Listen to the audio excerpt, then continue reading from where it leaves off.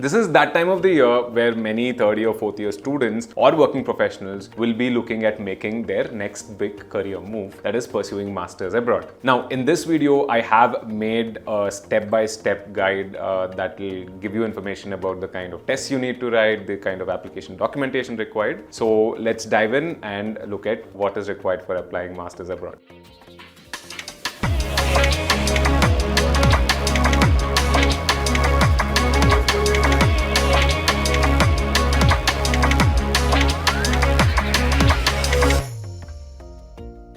The most important piece of information that we should keep in mind is application deadlines. Many abroad universities have their application deadlines that start much earlier. By application deadline, what I mean is you have to submit all your test scores and required documents for the application deadline. So before even you start the process, you should understand what are the intakes and what are the application deadlines are. Now in USA, there are two major intakes. One is the regular fall intake or August or September intake. That is your regular intake where your academic year starts. So this is a major intake that is offered by all the universities. So usually for fall intake, that is August or September intake, the application deadlines start as early as December and they are available till March or April or May, depending upon the universities. Usually well-ranked universities and competitive courses like MS in Computer Science, Data Science have their application deadlines much earlier. So by December, I mean December of the previous year. Let's say you're targeting fall 2025, then your application deadlines are in December 2024 itself. So by then you should be applying. So unlike Indian universities, many foreign universities across USA, UK, Canada, Australia offer a January intake. That is,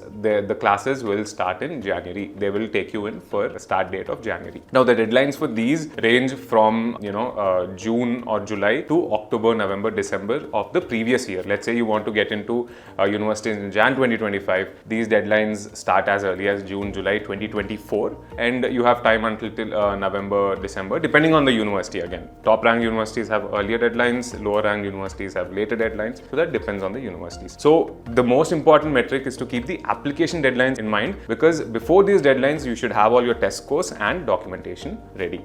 In order to apply to abroad universities, universities ask you to submit certain standardized test scores. Now standardized tests are of two varieties. One is the GRE, which is an aptitude test. This is usually it contains maths and English. So this is an optional. More and more universities have started waiving the GRE test requirement, but certain programs, for example, MBA programs, business analytics programs, engineering management programs, some competitive computer science programs are still requiring students to submit GRE. Although 80% of the universities have made it optional. The next important tests are English proficiency tests that are IELTS, TOEFL, PT, Duolingo, etc. Now, these tests measure your English reading, writing, speaking, and listening skills. Now, these particular tests are mandatory. GRE is optional, but English proficiency tests across any country is mandatory because these are the proof of how well you can communicate in English, which will be your language of instruction in these abroad universities. Now, very important metric to keep in mind is preparing and attempting these tests will take you anywhere between 1 to 3 months. If at all you're writing the GRE, then you'll take a little longer. If you're just sticking with English proficiency tests, then you can finish it up in 1 to 1.5 month time.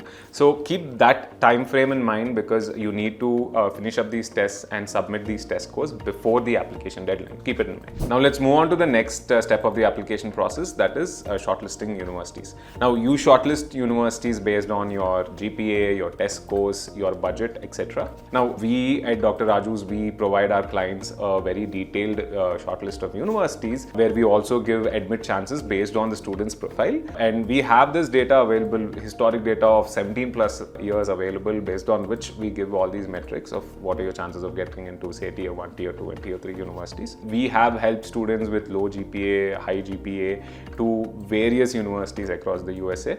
Now see, getting into top tier 1 universities, the top 25, top 50 universities, you need high GPA, but what we have noticed is that there are about 200 plus universities in the USA that offer great quality education. So no matter what your GPA really is or what your budget is, there is a good quality university in the USA in which you can get an admit, and we have placed 90+% of our clients into such universities. So if you need any help with university shortlisting, do reach out to us. Now please remember that in order to kickstart your application process, every university has its own own application portal where you have to submit a few important documents. Let's say you're applying to University A, you have to go into that university's website and apply, and same for B, C, D, E, etc. Now, all these universities will have a common list of important documents that you need to submit on the portal. Now, number one of that important documents is the passport. In fact, you need a passport to even write your tests like IELTS, GRE. So, number one important document is your passport. If you haven't applied to your passports yet,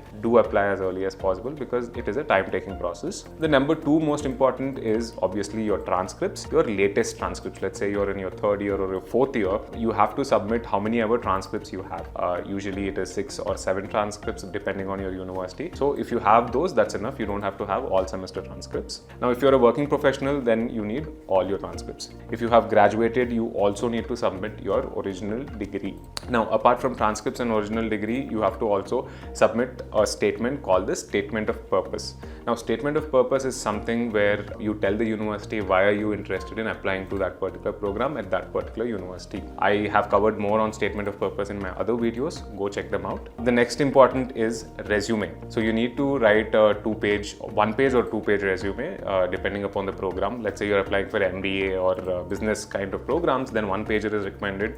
If you're applying for a regular master's programs, 2 pages is also fine. So you need to also submit a resume. You need to submit letters of recommendation, 2 or 3. Now, letters of recommendation are given by your professors or your manager at work, right? These letters of recommendation tell the university about kind of work you have done under them and how good are you at that work, etc. So they recommend your application, your acceptance to the particular university. So these are important. So once you have all these documents ready, you just upload them on the university application portal. You also have to fill up some personal information on the application portal and submit your application. Now, one very important step that students miss out on is that you should submit your official score reports. For example, your GRE and IELTS score reports need to be submitted to the university. In order to send your official score report, you have to go into the GRE or ETS website or the IELTS website in order to submit these scores, and you pay a certain fee to send your scores to the university. Most of the universities recommend that you submit an official score report. So these are the most important documents, most important steps that you have to keep in mind while applying to universities in the USA. Now, we help students right from test preparation, throughout the application process. Like, we help with university shortlisting, we help you draft good SOPs that bring out your entire profile. We help you draft good letters of recommendation. We help you throughout filling up the university application in their application portal, etc., etc. And once you're done with your applications, we also do the post-application process where we help with the education loans if at all you need them.